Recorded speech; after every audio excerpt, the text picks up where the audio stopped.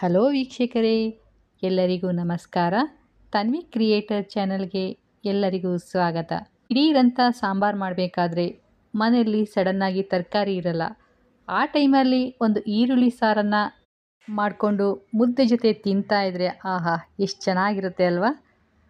ಹಾಗಾದರೆ ಈ ಈರುಳ್ಳಿ ಸಾರು ಮಾಡೋದು ಹೇಗೆ ಎಂಬುದನ್ನು ನೋಡೋಣ ಬನ್ನಿ. ಮೊದಲು ನಾನಿಲ್ಲಿ ಒಂದು ಕುಕ್ಕರ್ನ ತಗೊಂಡಿದ್ದೀನಿ.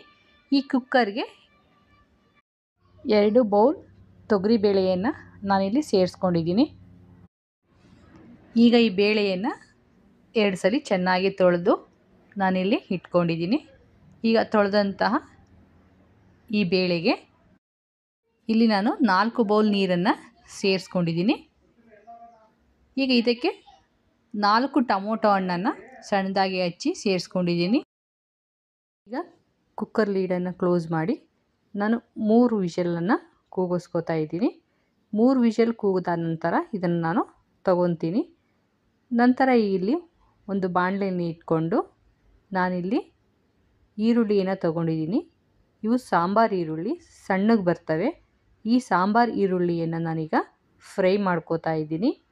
ಈಗ ಇದಕ್ಕೆ ಸ್ವಲ್ಪ ಎಣ್ಣೆಯನ್ನು ಹಾಕ್ಕೊಂಡು ಫ್ರೈ ಮಾಡ್ಕೋತೀನಿ. ಮತ್ತು ಸ್ವಲ್ಪ ಸಾಸಿವೆ, ಸ್ವಲ್ಪ ಜೀರಿಗೆಯನ್ನು ನಾನು ಇದಕ್ಕೆ ಆ್ಯಡ್ ಮಾಡ್ತಾ ಇದ್ದೀನಿ. ಮತ್ತು ನಾನು ಸಾಂಬಾರು ಆದಮೇಲೆ ಒಗ್ಗರಣೆಯನ್ನು ಕೊಡಲ್ಲ. ಇದಕ್ಕೆ ನಾನು ಹಾಕ್ಕೊಂಡು ಎಲ್ಲ ಚೆನ್ನಾಗಿ ಫ್ರೈ ಮಾಡಿಕೊಂಡು ನಾನು ಸಾಂಬಾರಿಗೆ ಸೇರಿಸ್ಕೊತಾ ಇದ್ದೀನಿ.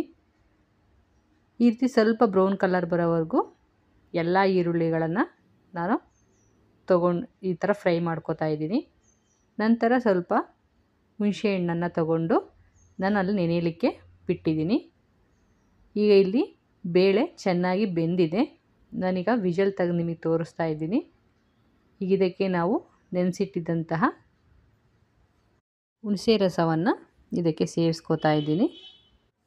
ಇದಕ್ಕೆ ನಾನಿಲ್ಲಿ 2 ಸ್ಪೂನು ಖಾರದ ಪುಡಿ ಮತ್ತು 3 ಸ್ಪೂನು ಸಾಂಬಾರು ಪುಡಿಯನ್ನು ಸೇರಿಸಿ ಚೆನ್ನಾಗಿ ಮಿಕ್ಸ್ ಮಾಡ್ಕೊತಿದ್ದೀನಿ. ಈಗ ಸಾಂಬಾರು ಪುಡಿಯನ್ನು ಹಾಕ್ತಾಯಿದ್ದೀನಿ.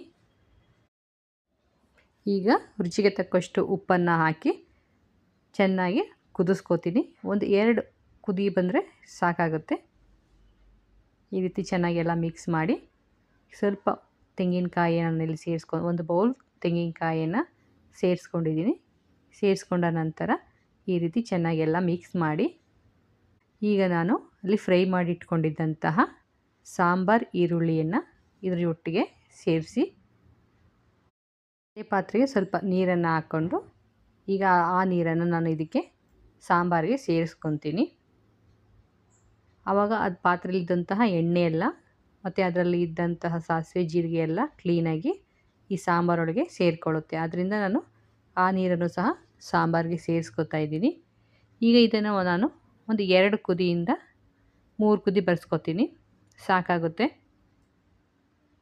ಈಗ ಬೇಳೆ, ಟೊಮೊಟೊ, ಈರುಳ್ಳಿ ಎಲ್ಲ ಸರಿಯಾಗಿ ಸಾಂಬಾರಿಗೆ ಸೇರಿಕೊಂಡಿದೆ. ಈ ರೀತಿ ಮಾಡಿಕೊಂಡ್ರೆ ತುಂಬಾ ರುಚಿಯಾಗಿರುತ್ತೆ.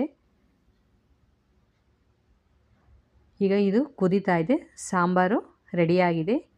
ಮನೆಯಲ್ಲಿ ಯಾವುದೇ ರೀತಿಯಲ್ಲಿ ತರಕಾರಿ ಇಲ್ಲ ನಮಗೆ, ಇಲ್ಲ ಸಡನ್ನಾಗಿ ನಮಗೆ ಸಾಂಬಾರು ಬೇಕು ಅಂದಾಗ ಈ ರೀತಿ ಮಾಡಿಕೊಂಡು ಮುದ್ದೆ ಜೊತೆ ಅನ್ನದ ಜೊತೆ ತಿಂತಾ ಇದ್ದರೆ ಸೂಪರಾಗಿರುತ್ತೆ. ಒಮ್ಮೆ ಮನೆಯಲ್ಲಿ ನೀವು ಟ್ರೈ ಮಾಡಿ ಹೇಗೆ ಬಂತು ಎಂಬುದನ್ನು ನಿಮ್ಮ ಕಮೆಂಟ್ ಮೂಲಕ ನಮಗೆ ತಿಳಿಸಿ. ಈ ವಿಡಿಯೋನ ಲೈಕ್ ಮಾಡಿ, ಶೇರ್ ಮಾಡಿ, ನಮ್ಮ ಚಾನಲ್ಗೆ ಸಬ್ಸ್ಕ್ರೈಬ್ ಮಾಡ್ಕೊಳ್ಳಿ. ಈ ವಿಡಿಯೋ ನೋಡಿದ ಎಲ್ಲ ವೀಕ್ಷಕರಿಗೂ ನಮ್ಮ ಚಾನಲ್ ಕಡೆಯಿಂದ ಧನ್ಯವಾದಗಳು.